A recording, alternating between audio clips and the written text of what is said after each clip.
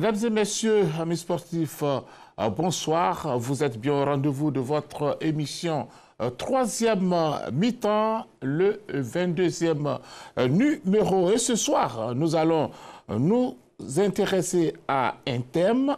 Pourquoi la CAF est silencieuse sur le calendrier des compétitions?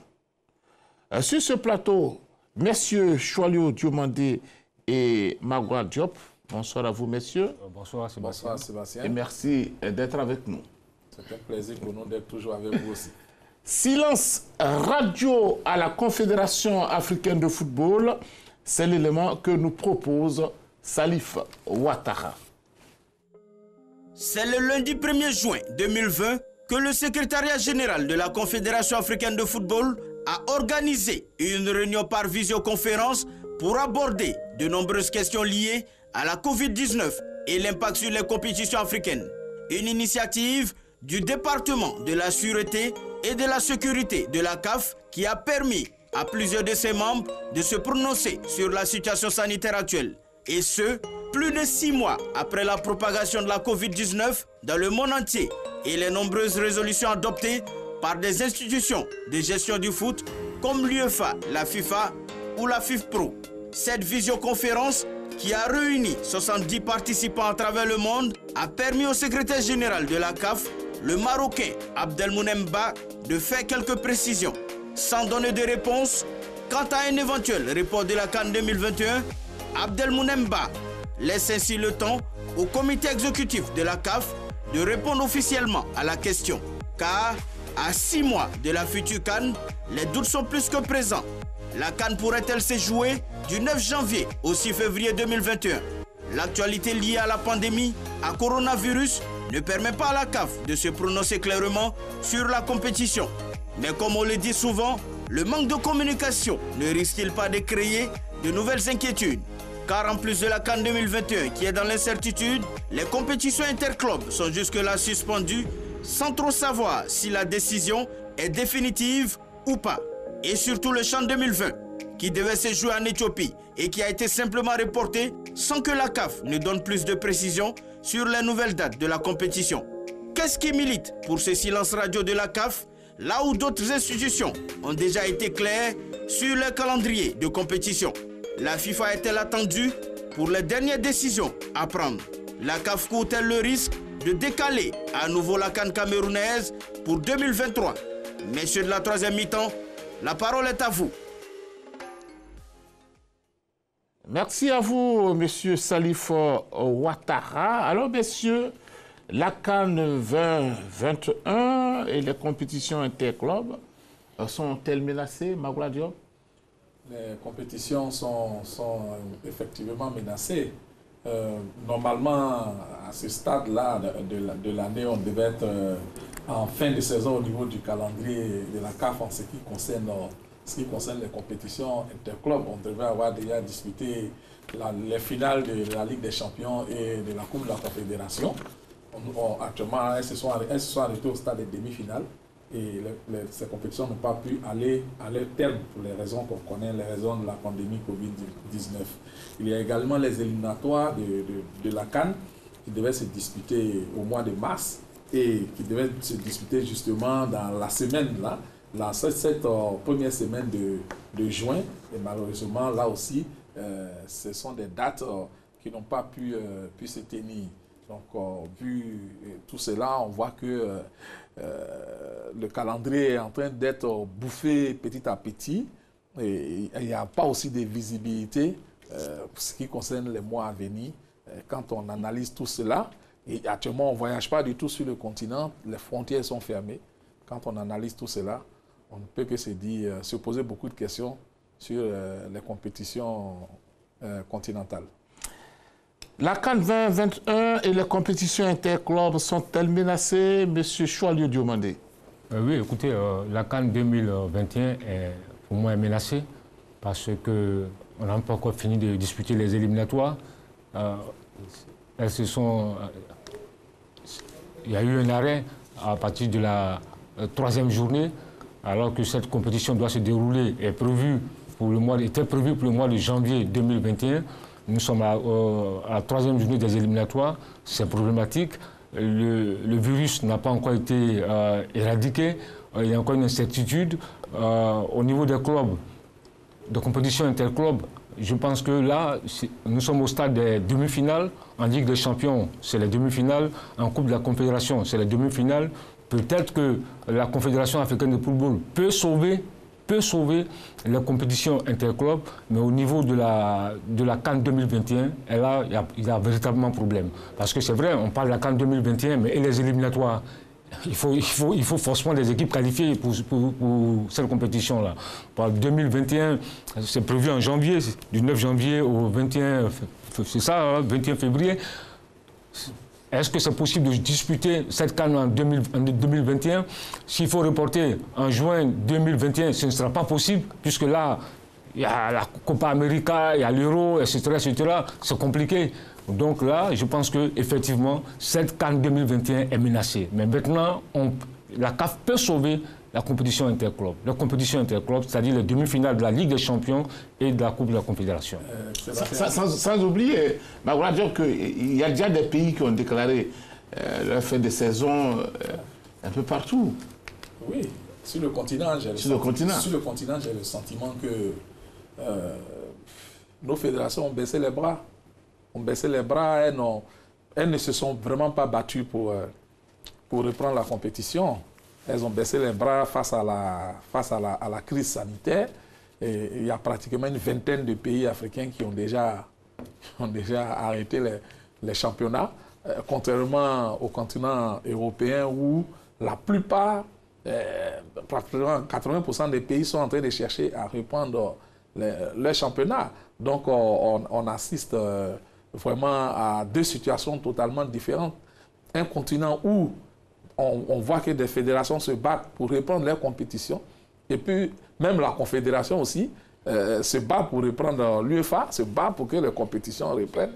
Et puis là, on a un autre continent africain où, voilà, on baisse les bras, on se dit que... On s'assoit, on regarde. Voilà, on regarde, bon, les autorités...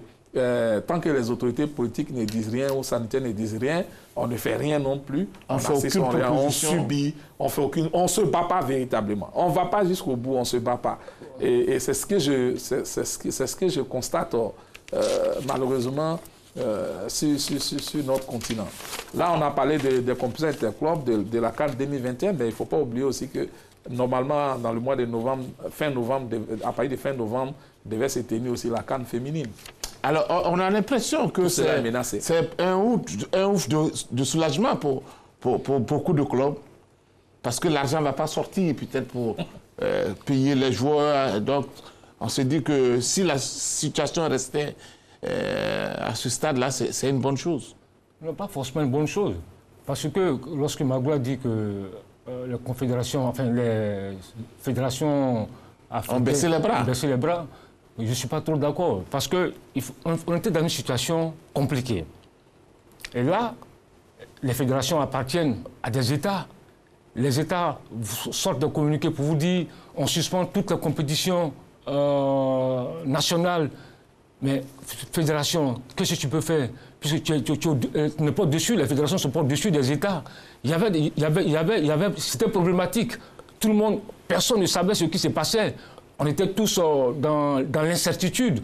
Maintenant, il fallait peut-être... elles se sont alignées sur les décisions gouvernementales.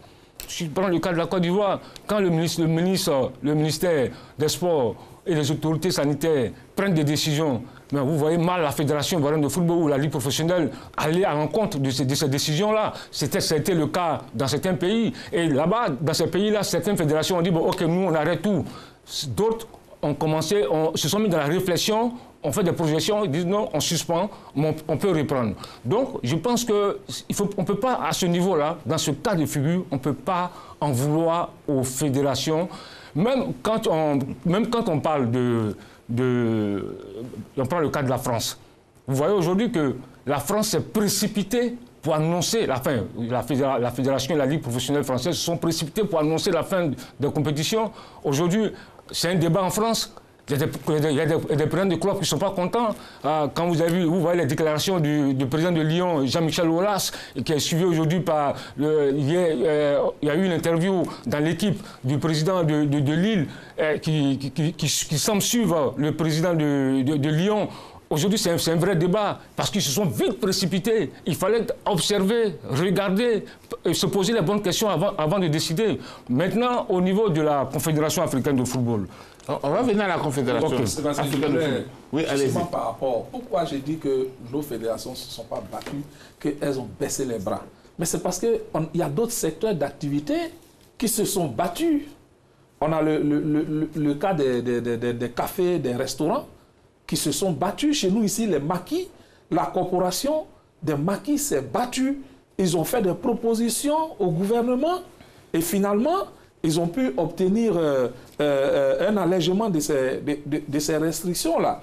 D'autres continuent. Il y a par exemple ceux des boîtes de nuit qui sont en train de se battre et peut-être qu'ils finiront par obtenir gain de cause auprès de nos autorités politiques et sanitaires. Là, je vais leur parler de la France. Mais en France, à partir je crois, du 22 juin, il y aura la réouverture des salles de spectacle, des cinémas, les salles de spectacle. Ça dit qu'on pourra faire des concerts, on pourra faire des projections de films, mais pourquoi on ne pourrait pas rassembler des gens dans un stade? Et c'est pourquoi j'ai dit que nous, chez nous ici en Côte d'Ivoire, pendant que les autres se battent, les maquis se battent, les restaurateurs se battent, tout le monde se bat, nos fédérations en Afrique ne se battent pas. Elles sont là, elles observent, elles attendent que les autorités leur disent bon, c'est bon, allez jouer.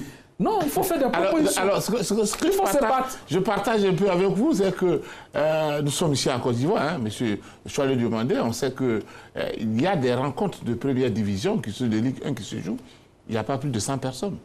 Alors qu'aujourd'hui, on a autorisé jusqu'à un rassemblement de 200 personnes. Oui, donc, ça veut dire qu'on pouvait quand même trouver des scénarios où pour terminer les six journées qu'il reste, c'était possible. Oui, effectivement. Mais on a manqué de propositions. Moi, je pense qu'on a eu le débat ici.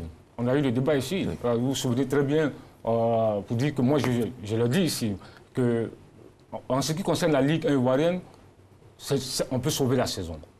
On peut sauver la saison parce que nous sommes à 6 journées de la compétition. Mais il y a eu la réunion, entre la Ligue professionnelle et les 14 clubs de Ligue 1, ils n'ont pas pu trouver un terrain d'entente. Parce qu'il y a des clubs qui ne veulent pas reprendre. Parce qu'il y a des clubs qui veulent pas reprendre. La Ligue professionnelle veut reprendre, mais les clubs qui ne veulent pas reprendre, bon, ils ont repoussé la décision. Donc vous voyez que... C'est une affaire qui arrange certains clubs. Absolument. Alors, monsieur, on va avancer un tout petit peu. La CAN camerounaise est-elle devenue un casse-tête pour le président Hamad et son comité exécutif? Magladio. Casse-tête, parce qu'en off, nous avons eu une discussion, nous avons employé un terme qu'on ne va pas... Non, mais il faut le dire, la situation devient vraiment compliquée pour cette CAN camerounaise. C'est un véritable casse-tête en raison principalement de cette crise du Covid-19. Le football, il reprend mais péniblement, mais tout est dit que le football reprend ses droits, mais quand même dans un environnement fait des restrictions sanitaires et puis d'absence de public aussi. Et, bon, là aussi au niveau du calendrier international, on n'a pas de visibilité, alors que il y a 4 journées qui restent à disputer au niveau de ces éliminatoires de la CAN 2021. La CAF a décidé de reporter sa décision à plus tard, mais à l'analyse, je pense que les chances pour que cette CAN 2021 se tienne sont quasiment nulles, puisque le calendrier international, puisque je l'ai dit tout à l'heure, il n'y a pas de visibilité et on ne sait pas encore quand est-ce que ces éliminatoires auront lieu. La CAN, c'est en janvier et les éliminatoires devaient avoir lieu septembre, octobre et novembre. Or, le calendrier international est fixé par la FIFA. Donc, dans cette affaire, la FIFA a son mot à dire aussi. Donc, quand on met tout cela, quand on analyse tout cela, je pense qu'il serait mieux pour la CAF de décider dès maintenant du report de la CAN 2021. Je suis allé demander, la CAN camerounaise est-elle devenue un casse-tête pour le président Ahmad et son comité exécutif? Oui, on peut le dire. Vous êtes un peu proche des amis de la CAF, hein, donc peut-être que vous avez des informations que nous n'avons pas. Non, proche c'est trop dit. J'ai des amis à la Confédération africaine de football, comme vous aussi vous avez des amis à la Confédération africaine de football. Alors pour vous, vos amis, vous ont donné quelques informations. Donc c'est pour dire que, en fait c'est compliqué parce que moi je suis un peu triste pour le Cameroun, ce pays de football, parce que vous savez, depuis 1972, ce pays n'a plus organisé une phase finale de Coupe d'Afrique des Nations. Qui est un pays quand même qui a 5 titres de champion d'Afrique, deuxième derrière l'Égypte. Vous voyez que c'est un grand pays de football, donc on aimerait vraiment voir ce Cameroun-là organiser cette compétition-là, mais par la force des choses, il y a des reports. Mais je pense qu'il faut qu'on se le dise, cette CAN 2021 est menacée. Elle est menacée et là, la Confédération africaine de football doit pouvoir trancher. Parce que là, on ne serait même pas la première, ce ne serait pas la première fois qu'on puisse disputer 2 CAN en 2 ans. Déjà en 1962, l'Éthiopie, il y a eu une CAN en Éthiopie en 1962. En 1963, il y a eu une CAN au Ghana. En 2012, tout près de nous, il y a eu la CAN qui a été organisée par la Guinée équatoriale et le Gabon. En 2013, il y a eu la CAN en Afrique du Sud. Donc je pense qu'on peut reporter la CAN 2021, l'organiser en 2022 et maintenir la CAN 2023 en Côte d'Ivoire. Maintenant, on va me dire, attention, ce n'est pas le même format. Parce que là, nous sommes maintenant à 24. Mais je pense que techniquement, c'est possible. C'est possible de le faire. Il faut, parce que là, il y a une situation d'urgence. Il faut trouver une solution. On ne peut pas dire à la Côte d'Ivoire qui est en train de s'apprêter, qui est en train de construire des stades, de repousser sa compétition en 2025. Je pense que c'est possible d'organiser la CAN en 2022 et organiser une autre CAN en 2023. Faut-il supprimer carrément l'organisation de la CAN au Cameroun? Non. Je pense que... Parce que je ne sais pas si c'est ce qui pose problème. Non. C'est pas ce qui pose problème. Non, c'est pas ce qui pose problème. Je crois que c'est à quoi vous faites allusion, c'est ce qui me fait un peu rire. Mais c'est pas ce qui pose problème. Ce sont des concours de circonstances. Voilà, disons que c'est cela. Mais je dis objectivement, on ne peut pas organiser la CAN 2021 dans le mois de janvier comme c'était prévu. Parce qu'on n'a même pas de date actuellement pour faire les éliminatoires. Parce que même au mois de juin, ça pose problème. Oui, non, mais disons, oui. Si dès maintenant la CAF, peut-être on en parlera, c'est ce que je reproche un peu à la CAF, elle est dans la réaction. Elle ne travaille pas pour anticiper les choses. C'est lorsque la FIFA va décider... Voilà, elle ne travaille pas pour anticiper les choses. Dès maintenant, il faut reporter la CAN 2021. Moi, la date que je vois, c'est janvier 2022. Janvier 2022, c'est une autre date qui est... Puisque ce serait quand même incongru d'aller jouer la CAN dans le mois de juin, puisque déjà, ce qui a valu de ramener la CAN au mois de janvier, on dit que c'était pour des raisons climatiques. Donc, pour ces mêmes raisons climatiques-là, il va falloir organiser la CAN et repousser la CAN à janvier 2022. En ce moment, ça ne pose aucun problème, puisque le mondial est prévu se tenir dans le mois de novembre-décembre. Donc, ça ne pose aucun problème. Et la CAN 2023 en Côte d'Ivoire est prévue se tenir en juin 2023. Donc, je pense qu'il y a une date qui est vraiment dégagée, qui est janvier 2022. Dès maintenant, il appartient à la CAF de caler sa compétition à cette date-là pour que tout le monde se prépare. Chalio, vous partagez son avis? Oui, je partage son avis. Pour une fois, hein? Oui, mais pour une fois, oui. Je partage cet avis parce que, effectivement, juin 2021, c'est pas possible. Il y a l'Euro, il y a la Copa América. Est-ce qu'on peut organiser la CAN en même temps, avec l'Euro en même temps? Juste après, on a les Jeux Olympiques. Après, on a les Jeux Olympiques. Je pense que pour vraiment tout trancher, il faut placer cette compétition-là en janvier 2022. Pour moi, franchement, c'est la bonne décision. Et puis 6 mois après, il y a la Coupe du Monde. Il y a la Coupe du Monde. On a aussi vécu ça. 12 mois. Non, voilà, 10 mois après. 12 mois après, on a la Coupe du Monde. Donc je pense que c'est jouable.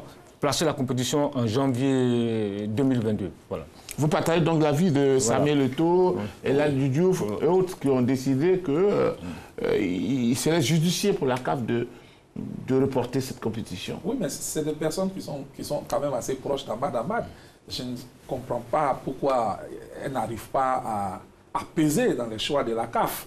C'est ce que je ne comprends pas. Samuel Eto'o, il est officiellement conseiller du président de la CAF. Donc quand il prend ce genre de position-là, je pense qu'il doit jouer de son influence et faire comprendre aussi à ses compatriotes qu'il serait judicieux que la CAN soit reportée d'une année. Il faut qu'ils aillent jusqu'au bout de leur rôle de conseiller. Il ne faut pas seulement se limiter à des déclarations médiatiques, mais que dans les actes, qu'on les sente vraiment mener une sensibilisation pour aider la Confédération à avoir le courage de prendre cette décision-là qui arrangerait tout le monde. Parce qu'aujourd'hui, la situation est telle qu'on ne peut pas... on peut, au niveau de la Côte d'Ivoire, ouvrir les frontières, ouvrir les différents espaces, mais ça peut être différent. Par exemple, au Sénégal, ou bien au Mali, ou ailleurs. Justement, donc la situation est aussi complexe. Oui, justement, c'est ce qui complique un peu les choses. C'est-à-dire que même si on ouvre, les frontières sont fermées, bon, au niveau des éliminatoires, même au niveau du public, faut-il jouer ces éliminatoires-là à huis clos? Moi, franchement, un match de football à huis clos, c'est la merde. Mais quand on n'a pas le choix, on fait quoi? Ouais, mais oui, mais effectivement, regardez un peu, on voit un peu le championnat allemand qui a commencé à huis clos. Mais moi, j'ai du mal à suivre le rythme. Parce que pour moi, le football, c'est un spectacle. C'est un spectacle. Un match de football sans public, franchement, moi, Mais vous avez regardé à la télé? Oui, j'ai regardé à la télé. Donc ça devient un public? Ouais, non, mais j'ai regardé à la télé, mais ce n'est pas la même chose. Il n'y a pas l'émotion. Il n'y a pas l'émotion, il n'y a pas cette ambiance. Même si c'est un match de football, même s'il y a 100 personnes, 200 personnes, il y a déjà un public. On attend des cris, on attend des chants. Mais là, un match... Non, Sébastien, excusez-moi, mais vraiment un match de football sans public, c'est compliqué. Sans public, c'est pas possible? Non, c'est pas comme ça qu'on conçoit. Oui, mais spectacle. C'est compte tenu d'une situation. Oui, si c'est pour sauver une situation, comme ce qui est en train de se faire en Europe, le championnat allemand, c'est pour sauver la saison. Donc c'est pour sauver la saison qu'ils ont pris cette décision exceptionnelle. Mais je ne pense pas que cela va perdurer. Non, si cela devait durer 1 année, 2 années, il n'y aurait plus de football. Et on ne peut même pas jouer la CAN sans public. Ce n'est pas possible. Donc, j'estime que non, il faut... Si c'est pour sauver une situation, oui. Par exemple, les coupes africaines des clubs, là, pour sauver la situation, on peut les jouer à huis clos pour disputer les demi-finales. On va rassembler toutes ces équipes à un endroit bien défini, et puis bon, ça dépend ça dépend. La CAF a déjà imaginé des scénarios. Oui. Mais elle, pour le moment, elle parle de match aller-retour. Moi, je ne suis pas trop pour cette formule. Je préfère celle que vous évoquez, qui est de rassembler les équipes sur un même site, disputer les demi-finales en une seule manche, et ensuite la finale. Ça a l'avantage vraiment d'alléger le calendrier, de regrouper tous les acteurs, et au niveau sanitaire aussi, ça permet de mieux maîtriser la situation. Mais il est clair que le huis clos, en l'état actuel, il est inévitable. Pour sauver la saison, la saison des compétitions des clubs, là, je pense qu'il faut le faire. Les enjeux sont quand même énormes, les enjeux sont financiers et aussi sportifs, aussi en raison du ranking CAF, qui détermine le top 12, qui donne droit à 4 représentants. Ça aussi, c'est important. Charles, oui, allez-y. Oui, justement, en vue de sauver les compétitions interclubs, la CAF, effectivement, a proposé 2 plans. Le premier plan, c'est les demi-finales en aller-retour, comme il a dit, prévu le 31 et 1er 2 août. On joue les demi-finales aller. Je parle de la Ligue des Champions d'abord. Le match retour, une semaine après, les 7, 8 et 9 août. Ensuite, la finale de la Ligue des Champions prévue pour le 28 août. Ça, c'est au niveau de la Ligue des Champions africaine. Au niveau de la Coupe de la Confédération, la CAF a aussi prévu la finale de la Coupe de la Confédération le 23 août. Ça, c'était le premier plan. Deuxième plan, ils ont envisagé les demi-finales de la Ligue des Champions les 4, 5 et 6 septembre. Ensuite, la finale le 25 septembre. Au niveau de la Coupe de la Confédération, la finale est prévue le 23 septembre. Et puis, parce qu'avec ces deux plans, il y aura forcément un impact sur l'édition précédente, c'est-à-dire l'édition 2021. Maintenant, ils ont envisagé de supprimer les quarts de finale pour les éditions 2021, de supprimer les quarts de finale. Lorsqu'on sort des matchs de poule, directement demi-finale. Et puis, ils ont aussi envisagé ce qu'ils ont appelé un final tour, c'est-à-dire que 4 équipes qui, comme vous l'avez tout à l'heure souligné, j'aimerais que ça puisse se dérouler à Abidjan, au stade des BMP. 4 équipes, la Ligue des Champions, qui jouent les demi-finales. Et puis au niveau de la Coupe de la Confédération aussi, ce sera aussi le même format. Ça, c'est ce qu'ils appellent le final tour. Et ils choisissent un pays qui va abriter ces demi-finales-là. Moi, je souhaite que la Côte d'Ivoire puisse abriter les demi-finales de la Ligue des Champions. Mais le stade de BMP n'est pas officiellement... Oui, mais ça peut jusque-là... Alors, dans tout ça, où est-ce qu'on met le CHAN? Parce que c'est une compétition oubliée, finalement, par la CAF elle-même. Oui, mais moi, je pense qu'on a eu le débat ici. Mais, attendez, le CHAN, il faut carrément balayer sur cette compétition. Là, je ne suis pas d'accord. Parce qu'aujourd'hui, je dis qu'aujourd'hui, pour moi, le CHAN, c'est l'une des compétitions qui devait être plus importante. C'est sur le continent africain, on ne peut pas décider tout de suite. Écoutez-moi.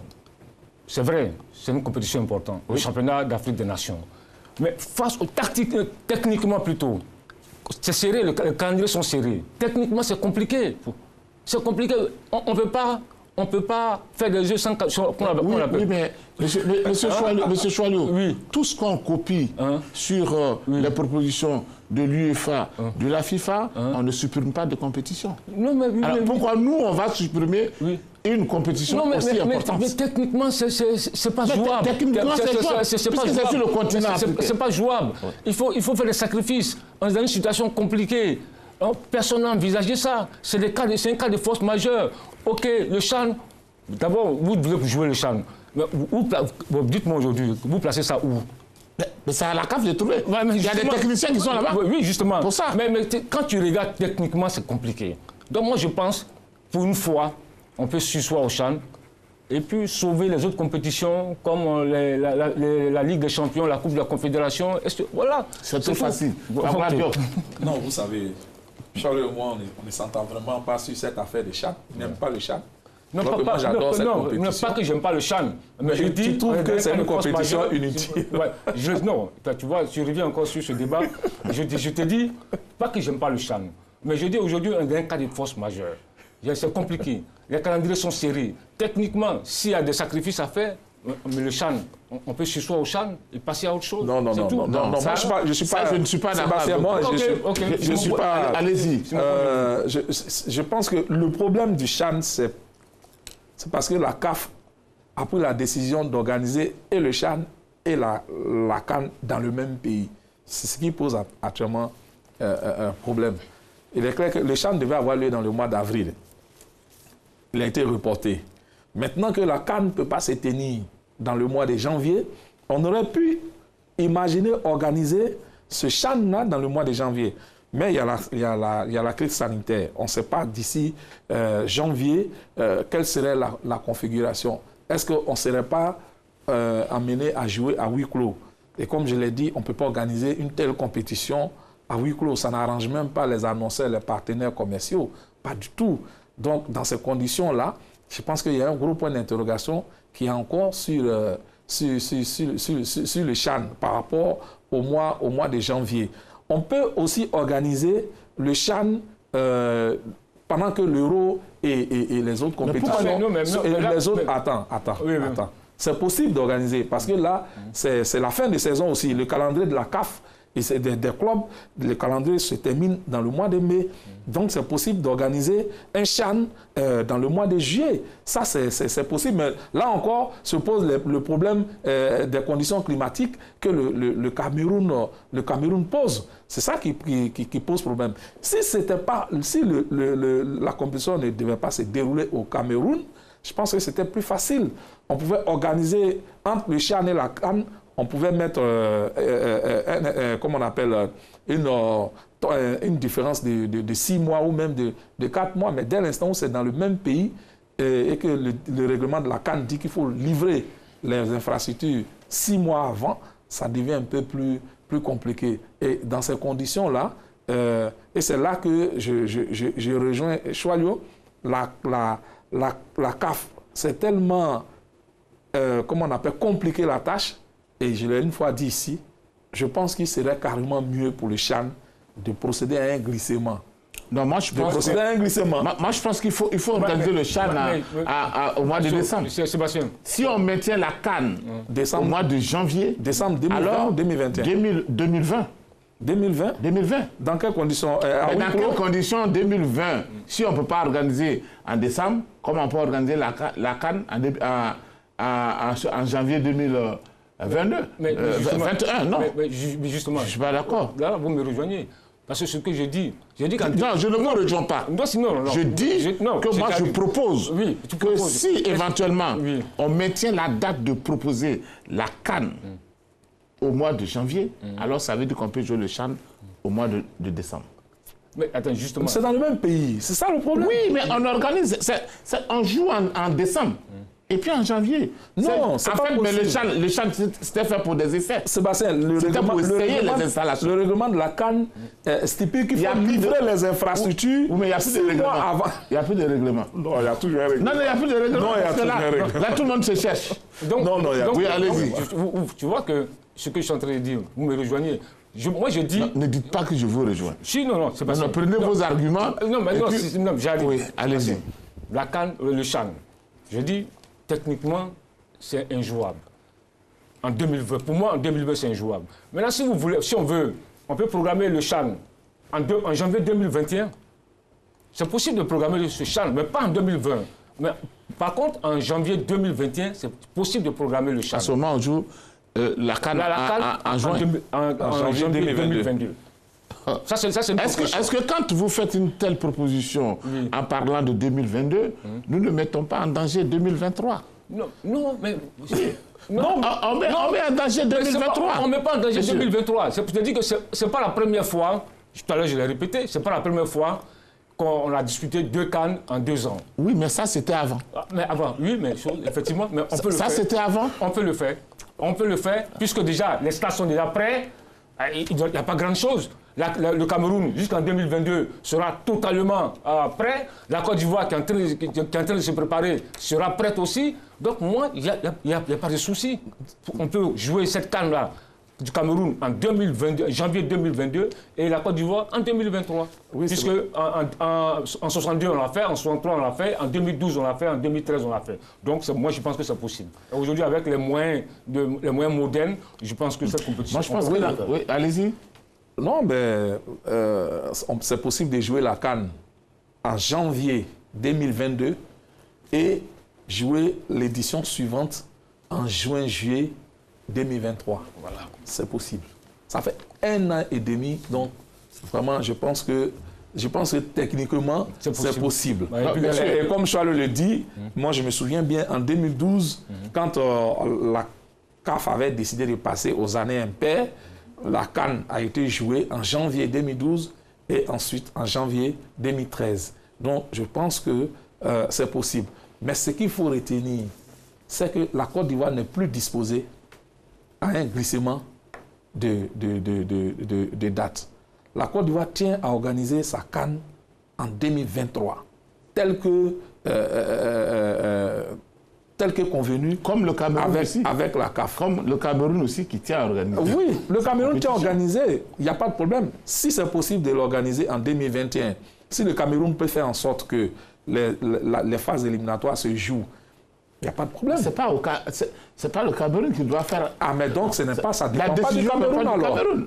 Donc chaque pays va organiser sa compétition à la date indiquée. Ah, mais pour le moment, la Côte d'Ivoire sera obligée d'accepter aussi un glissement. Parce que ce n'est pas au niveau la Côte d'Ivoire n'acceptera. Je vous l'ai dit aujourd'hui, la Côte d'Ivoire n'acceptera plus. Mais si elle n'accepte pas, elle n'accepte pas, elle abandonne. Elle n'abandonnera pas. La Côte d'Ivoire a comment on appelle, s'est engagée à organiser la CAN 2023 en juillet 2023 et elle s'en tient à cela. Tout comme le Cameroun. Sauf s'il y a un tremblement de terre. Tout comme le Cameroun. Mais moi je pense que... Qui empêche le Cameroun d'organiser la CAN 2023? Moi je pense qu'il n'y a même pas de débat. Les dirigeants de la CAF qui nous suivent, il faut qu'ils le notent. On peut organiser ces deux compétitions-là. Maintenir 2023 pour la Côte d'Ivoire. Le Cameroun, c'est vrai, je suis triste parce que je veux voir cette CAN au Cameroun. Mais compte tenu de cette pandémie, techniquement, les éliminatoires ne sont pas encore finis. Et non, mais il faut la mettre en janvier 2022. On peut la mettre en janvier 2022. C'est tout. Et ça permet encore au Cameroun de mieux se préparer, de continuer à se préparer. Pourquoi aussi facilement vous voulez que le... Non, mais il y a un cas de force majeure. C'est ce même cas qui oblige un glissement. Non, pas du tout. Ça, non. Ce que je vous dis, oui. Donc en 2025, la Guinée, là, il y aura encore... Mais c'est un glissement pour tout le monde. Pour tout le monde. Nous glissons tous. Ah oui. Non, mais oui, attends. Est-ce que vous ne pensez pas, monsieur, vous-même, vous ne pensez pas que la CAF elle-même ne communique pas tout? Il y a un peu de silence quand même. Il faut communiquer, il faut parler, il faut expliquer. Non, mais moi, je pense que la Confédération africaine de football, c'est vrai que sur ce sujet, ils ont un comité d'urgence qui s'est réuni pour prendre des décisions pour soulager un peu les fédérations africaines. Oui, mais ça... Non, j'arrive. Oui. Il y a eu cette réunion, il y a eu une visioconférence qui a eu lieu. Maintenant, c'est vrai, ils sont dans la discussion aussi. Ils sont emmerdés face à la situation du Cameroun à CAN 2021. Maintenant, il faut se poser les bonnes questions et trouver les bonnes solutions. Parce qu'effectivement, il faut qu'ils communiquent. Je suis d'accord avec vous, il faut qu'ils communiquent là-dessus. Quand il y a eu le cas l'UEFA, très rapidement, l'UEFA a pris une décision. L'euro est reporté en 2021. Au niveau des choses de la Copa América, la décision a été ils ont vite pris les décisions. Donc, je pense que la CAF a un peu, je pense, moi c'est mon point de vue, ils n'ont pas vite réagi. Il fallait prendre des décisions, trancher rapidement. On est resté un peu dans le flou quand même. Pas dans le flou, mais ils se sont dit, mais parce que effectivement, c'est souvent quand tu regardes, tu te dis, mais attends, est-ce qu'il fallait se précipiter pour prendre des décisions? C'était aussi là la question. Parce qu'on a vu des fédérations qui se sont précipitées pour prendre des décisions. Aujourd'hui, tout le monde a envie de revenir en arrière. Je pense que c'est maintenant qu'ils doivent se réunir pour prendre des décisions. Peut-être qu'Ahmad attend le feu vert de la FIFA. Oui, puis je vous l'ai dit tout à l'heure, la CAF, la FIFA a son mot à dire. La FIFA a son mot à dire dans la mesure où c'est la FIFA qui fixe le calendrier international. Et c'est la FIFA aussi qui pèse dans la décision de libérer les joueurs au profit des équipes nationales. Donc, il est clair que la FIFA a son mot à dire dans cette affaire. Mais je pense qu'au niveau de la CAF, pour revenir tout à l'heure à la question que vous évoquiez, je pense que la CAF a été vraiment déboussolée par l'impact de la pandémie sur les pays africains. Mais son gros problème à elle, c'est que dès le départ, elle ne s'est pas mise dans l'anticipation. C'est ça qui a été le problème de la CAF. Elle a cherché à observer. Or, dès le départ, elle devait tout de suite se mettre dans l'anticipation. Mais elle s'est mise dans la réaction et là, maintenant, elle subit l'évolution de la situation et elle décide au jour le jour. C'est dommage. C'est ce qui fait qu'elle n'arrive pas à communiquer parce qu'elle subit. Alors que si elle était dans l'anticipation, si dès le départ, elle avait tout de suite pris les taureaux par les cornes, elle se serait donné des dates et aurait pu apprécier au fil de la situation. Maintenant, pour ce qui concerne la FIFA, peut-être qu'elle n'a pas le choix. les éliminatoires qui doivent se déroulent à des dates FIFA. Donc, il faut aussi qu'elle attende. Mais il faut qu'elle se dise, si la FIFA dit qu'on peut jouer en octobre, en septembre, octobre, novembre, qu'est-ce qu'on fait? Maintenant, si la FIFA décide qu'il n'y aurait pas des matchs internationaux cette année, qu'est-ce qu'on fait? Voici ce qu'on attend de la CAF. Mais pour le moment, ça dort. On leur a posé la question récemment. Ils disent que non, ils attendent. Voilà le problème. Sébastien, vraiment, quand à vous entendre, je suis triste. Ah bon? Oui, je suis triste. Parce que comment on peut dire que la CAF attend la FIFA? Mais si c'était le cas, il va falloir désespérer de cette Confédération africaine de football. Parce que pour prendre une décision de reprogrammer ou bien de maintenir la CAN en 2021 ou de la faire glisser en 2022 et maintenir la Côte d'Ivoire en 2023, s'il faut attendre une décision de la FIFA, c'est que franchement, il y a lieu de désespérer de la Confédération africaine de football. La CAN, c'est une compétition de la CAF, ça n'appartient pas à la FIFA. Non, mais moi je pense qu'il faut qu'on arrête. C'est vrai que là, il y a un calendrier international, c'est vrai, mais attendre que la FIFA nous dise programmer la CAN 2021 en 2022 ou en... Non, mais attends. C'est ce qu'on a vu, hein? Oui, mais justement... C'est ce qu'on a vu. C'est ce qu'on a vu, mais moi je ne partage pas ça. Parce que là, il ne faut pas se laisser manipuler par la FIFA. Non. Non, Magloire. Sinon, attends, il faut... Si tu permets, si tu permets. Il faut reconnaître que la FIFA a son mot à dire. Sur quoi? Sur le calendrier de la CAF. Sur le calendrier de la CAF. Oui, mais son mot a dit que c'est-à-dire. C'est la FIFA qui fixe le calendrier international. Attends, non. Est-ce que tu es d'accord? Non. Il y a un calendrier international. Oui, mais ce n'est pas la FIFA qui va nous fixer les dates. Non, voilà. Donc c'est la FIFA. C'est la FIFA qui fixe le calendrier. Tu es d'accord? La FIFA produit d'abord son calendrier. Tu es d'accord? Écoute-moi. Il y a des périodes FIFA.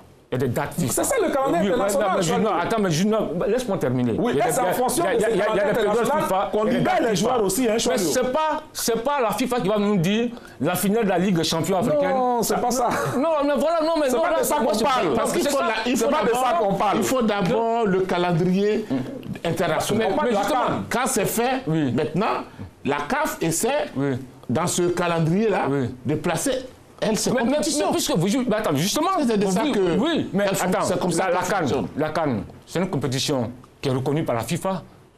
Vous êtes d'accord avec moi? C'est pour ça que la FIFA, on a joué en janvier, on nous a envoyé en juin, on nous ramène en janvier. Tout dépend de la FIFA. Moi, je ne peux pas comprendre ça. Mais c'est ce qui se passe, malheureusement. Non, mais ce qui me désole, parce que quand vous dirigez une confédération, vous ne pouvez pas vous laisser guider. C'est vrai, il y a des dates. On programme la CAN 2021 en janvier 2023. La CAN 2021 en janvier. OK. Elle est reconnue par la FIFA. Mais ce n'est pas la FIFA de vous dire, la seule compétition là, on la joue à telle date, on la joue à telle date. Je dis non. Ce n'est pas ça. Non, mais voilà. Alors, monsieur, est-ce que d'un autre côté, il y a on peut penser à des pertes financières au niveau de la CAF? Oui. C'est ce qui fait qu'il y a toujours des difficultés quand même. Il y a des pertes financières. Et les pertes financières sont irréfutables. Surtout pour le CHAN. Le CHAN qui devait avoir lieu en avril, qui a été reporté. Il y a des pertes financières à ce niveau. Et on sait que la CAF tire l'essentiel de ses revenus de la CAN. On l'a plusieurs fois souligné ici.